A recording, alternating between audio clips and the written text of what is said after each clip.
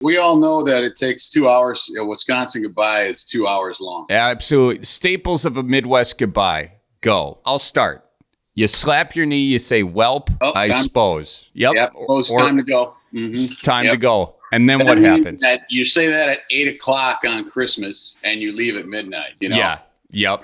It's just kind of how it goes. But you got to prep it. You can't just, avoid that step or not do that step, because then it's like you're basically sleeping over if you don't start the whelps, I suppose. Yeah, absolutely. Best Wisconsin goodbye person I know is my father, Ron, who's a dairy farmer out in by Burlington.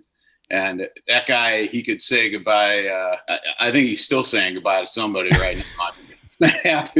All of his life in the field, the rest of his life, he sees his friends for 10 minutes and then he says goodbye to him for an hour. When your dad does the Midwest goodbye, what's his move? Is he one of the guys that perches inside the front seat of the car as it's backing out? So he's kind of walking out with the car? Or does he take someone to the garage to show off his snowblower in July? What does he do? My dad doesn't initiate any goodbyes, okay? My grandpa Don passed down this philosophy. Now, this is a man who got up at 4 a.m. his whole life. He's like, if you don't stay up to the end of the party, how do you know that you saw all the good stuff? So, so it's usually Ma, and Ma is more like, well, maybe we should get going. Or it's like, somebody else will say, I suppose about time. And then when 4 or 5 relatives or friends or card club people go out the door, then dad will be like, all right, well, I guess we could start going. And he's still always, I guarantee you, the last one facing the person who owns the establishment. He's like, yeah, all right, thanks for a good night. And that guy, even that, whether they're related or the bar owner, they're like, okay, Ron, see you, bud.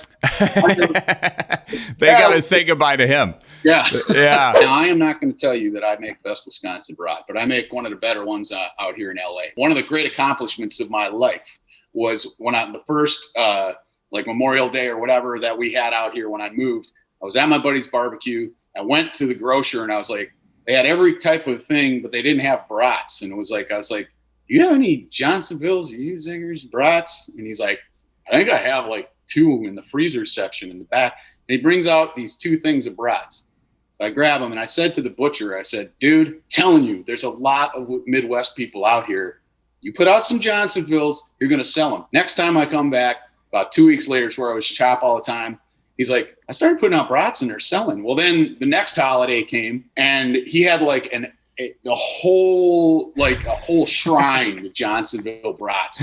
I walk up to the guy and I'm like, I guess you're selling some, huh? He's like, I can't keep them on the shelves. They're going crazy. I said, and I called my mom. I said, whatever I do out here, that is one of my greatest accomplishments, getting brats in this store. You are spreading the gospel of the brat. Yeah. If we could only get some Sheboygan hard rolls out here, and some decent, I need to get some Mertz cheese out here. But anyway. Yeah. So roll out the barrel and get the band brewing.